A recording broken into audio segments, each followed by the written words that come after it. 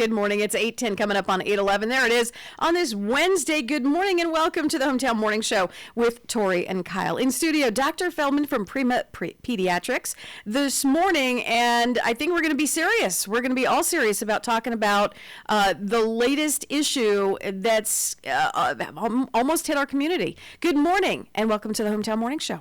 Thank you. Good morning to you. Yes, in fact, almost means that the owners of this station are involved in the current epidemic, now known as COVID-19. COVID-19. Yes, also known as coronavirus. Dun, dun, dun. I just the purpose of my discussion today is to give people some perspective. Yes. And as I'm sure everybody listening probably knows, the owners of the radio station, Carl and Jerry, are currently in Nebraska. And everybody says, Nebraska? I thought they were in Japan on a ship. Well, they got evacuated and they were transferred to Omaha, Nebraska. And that happens to be one of the three major CDC sites. CDC is the Center for Diseases Control. And they maintain several main sites in the United States for containment of unusual viruses. Omaha, Nebraska happens to be one of them, and that's why they were taken there. And as it turns out, Carl does have COVID-19, but is doing well with it because he's a hardy specimen, that man. I would say young man, but, you know, we all know that Carl's around my age, and I'm not that young either. So, but he's a hardy specimen, and he's doing fine.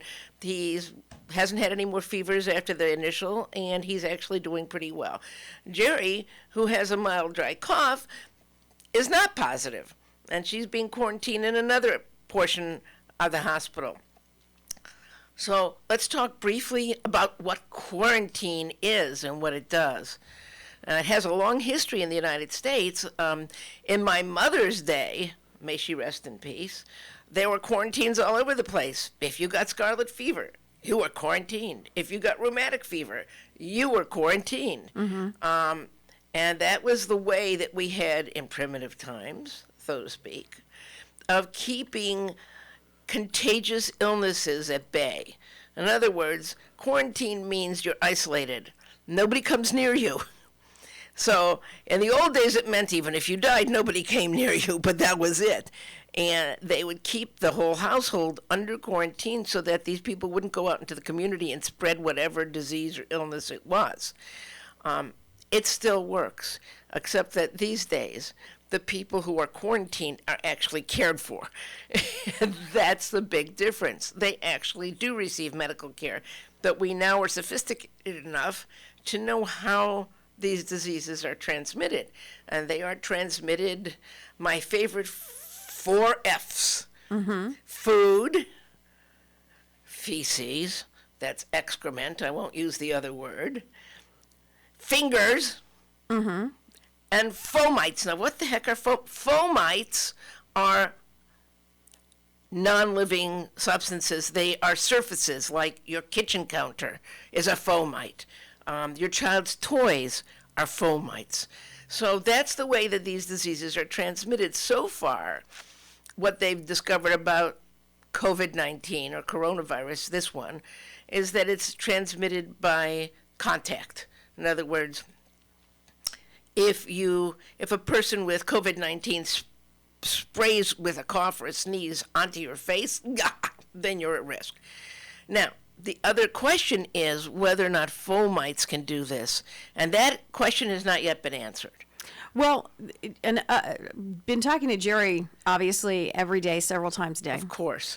The doctor who's in Nebraska, Omaha, a doctor who had tested her, because they're getting tested every day, because they're finding that this could be dormant.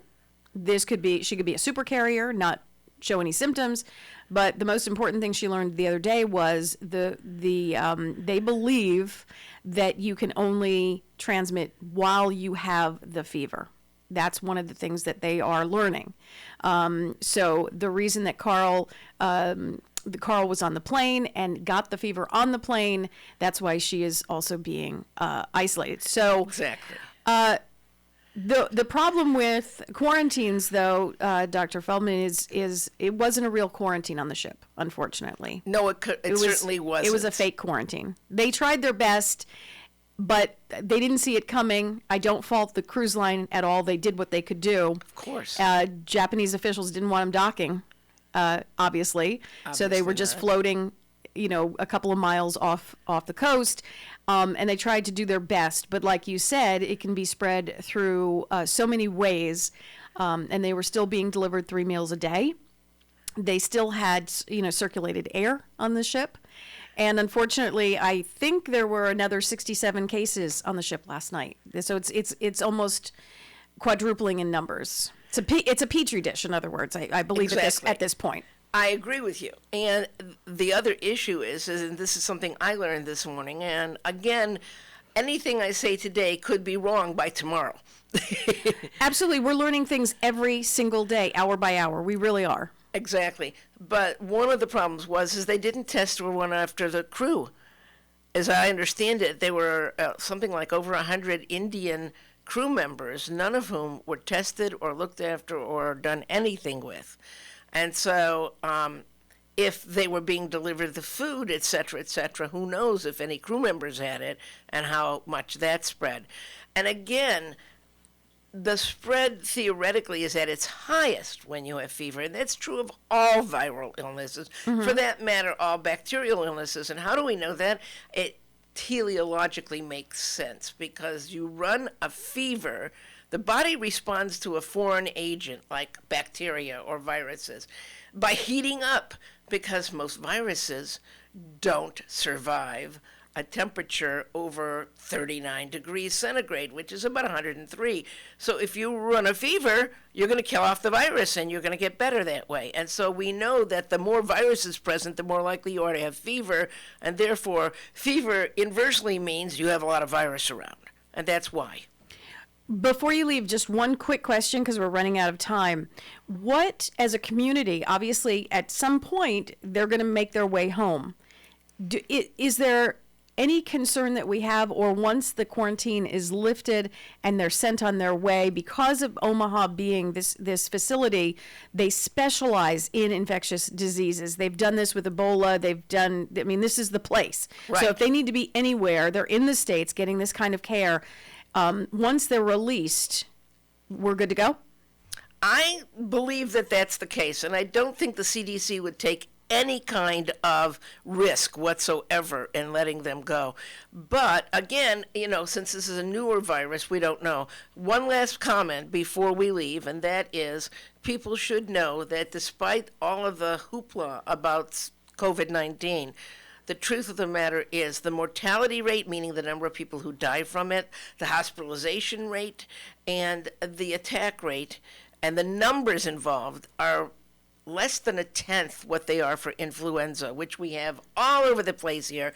To wit, in my practice in the past 2 weeks, we are diagnosing somewhere between 5 and 10 cases a day. That's out of about 100 patients a day seen. Which most likely can be relieved with a flu shot. Get your flu shot early and often. And I'm told there are 4. When I got my flu shot, they said the top 4 viruses were in the shot. Yes, they are. The top, like the ones that they think are going to hit. Exactly. The ones that are going to hit. However, unfortunately, the Victoria B that they did against is a slightly different strain from the one that's getting us this year. Nonetheless, many more people die from influenza. Many more people get influenza. Many more people are hospitalized from influenza by tens than have COVID-19. Right, but we're used to it. We're a society of, I'm not going to get it. But this is something new, and it's kind of fearful, and it's that's xenophobia of a new virus. There you go. How about a phone number if anyone wants to reach you? Dr. Feldman at Prima Pediatrics, go. 661-424-9000. I know we sound like a commercial, don't we? 661-424-9000. Come and get your new car. No, You have new cars? No. I'll come. Nope. One more time with the phone number. 661-424-9000. Fantastic. Thank you, Dr. Feldman.